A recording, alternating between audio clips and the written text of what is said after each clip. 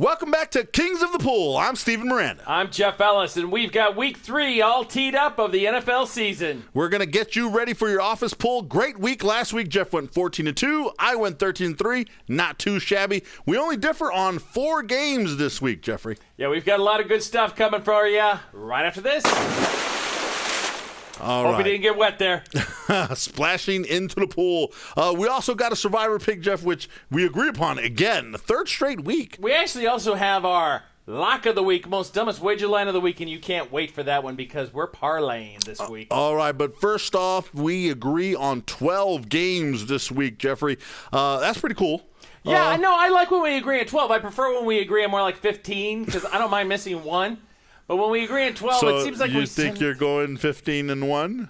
Well, the first week I went 9-7. Then last week I went 14-2. So I figure this week 15-1. I don't want to be greedy and say 16-0. I see. Don't be greedy. I won't. Because you're not going to be there. Not with the 4 games we're different. Oh, yeah. You just wait. Just you wait. All right. Out of the 12 games we agree on, so we got some great games there. New England travels to Buffalo. Both teams are 2-0. And this is going to be for the early season lead in the division. Yeah, AFC East up for grabs here. And, Steven, how much money would you have wagered that the Bills and Patriots Week 3 would be playing for somebody to go 3-0 and we wouldn't know who it would be? Come on. Yeah, that's pretty impressive by the Buffalo Bills. They have been scoring points like crazy. They put a 40-burger up against Kansas City, a 38-burger on the Raiders. I don't know. Can they hold it their own against the New England Patriots? We'll find out. That's why we're saying stay away from that game. The Bills are 8.5-point dogs at home. Look, we don't know what's going to happen here. New England's secondary is very porous, but if Bill Belichick decides to make this a statement game and to say, you know what, we want to make sure that the Jets and the Bills know that we're not to be screwed with, it could get really ugly, and the Bills may not score any points. So be careful. Another great game there that we agree on. The Houston Texans travel to New Orleans to face the Saints, Jeff. We both see Houston getting their first loss of the season here. We do. Going into the passion of the Superdome and Louisiana and New Orleans and all they got going for them with their fans that love them to death. We're going to see some Greg Williams defense dialed up here, harassing the heck out of Matt Schaub. And Drew Brees always, doesn't matter who's there at wide receiver. Marcus Colston is out. Lance Moore's hurting. But in come Devery Henderson and Robert Meacham. It doesn't matter who he throws to. He finds his guys, and he's great. We like Drew Brees in this one. Look, Bumblebee Tune is open. Hit him. All right, 4 games we differ on, Jeffrey. Real quickly, Jacksonville at Carolina. You like Carolina. Why? I love Carolina because, first of all, Jacksonville's got a rookie quarterback, Blaine Gabbert, going out. I like my rookie that's had the playbook since April and has actually put up multiple 400-yard games. Well, look, I am buying the Cam Newton stock. What I'm not buying is Carolina Panthers stock. I sold that a long time ago, okay, Jeffrey? Did you sell short, or did you make any money? I did not make any money. I do not like the Carolina Panthers. Love what Cam Newton is doing, but I'm going to take the other rookie in Blaine Gabbert. I think the Jags rally around him, and they've got something that Carolina doesn't have, a running back in Maurice Jones-Drew. D'Angelo Williams and Jonathan Stewart aren't getting it done for Carolina. I'm going to go with the running game, and I'll take the Jags. Okay, Miami at Cleveland, Steven. You've got to defend your pick of the lowly Browns. The Browns are at home, and Miami, even though last year they were pretty good going out on the road, I have not seen anything from them defensively. They've not been able to stop anybody. The Patriots tore them up. Houston tore them up. I think Colt McCoy is going to have a coming-out party at home against Miami. That's what you're going to see. I doubt it completely. Chad Henne to Brandon Marshall is all you need to know. All right, the Green Bay Packers travel to Chicago to face the Bears. I've got Chicago at home. You've got Green Bay. Why?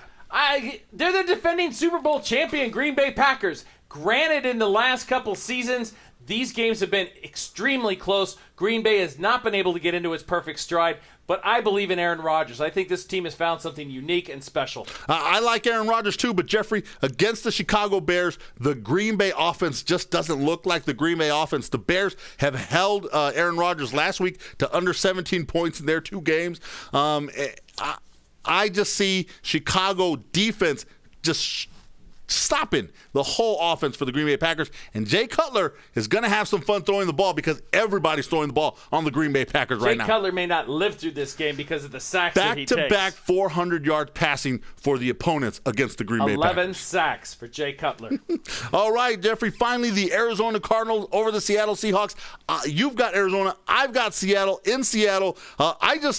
I like the Seattle Seahawks in their first home game. Yes, they've looked horrible, but they played the Pittsburgh Steelers in Pittsburgh. I'd look horrible against them too. Jeffrey, the 12th man is why they're going to finally get someone behind them, someone to believe in them. And Arizona, well, they're just Arizona. So in an Angry Birds Bowl, Arizona's the little red bird, and I'm taking the kind of like the boomerang bird in Seattle.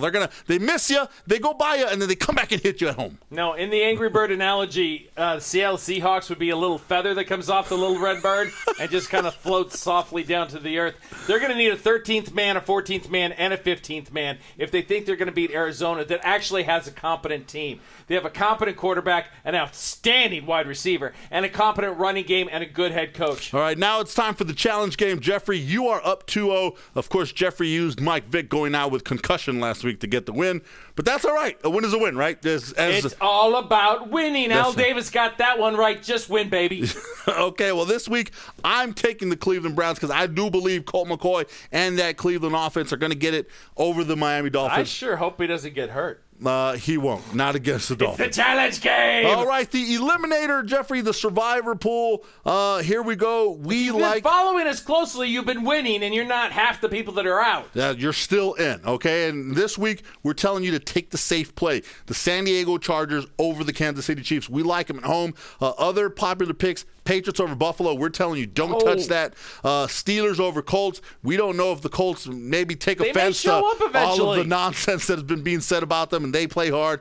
Ravens at Rams. That's another good one. With so many home dogs this week, that's right. We want you to play it safe. That's what we're going to do. We're going to take the Chargers, one of the very likely teams to go deep into the playoffs. Use them this week when there's so many home dogs. And finally, our most dumbest wager line of the week, we bounced back last week, yes. Jeffrey. We took the over 41.5 on the Cowboys and the 49ers game. We're going to take our wagering units and we're going to press them into a parlay. We're giving you two that you can either bet separately or parlay them. www.nflrnr.com for our most dumbest wager line of the week. I'm Stephen Miranda. I'm Jeff Ellis. For Kings of the Pool.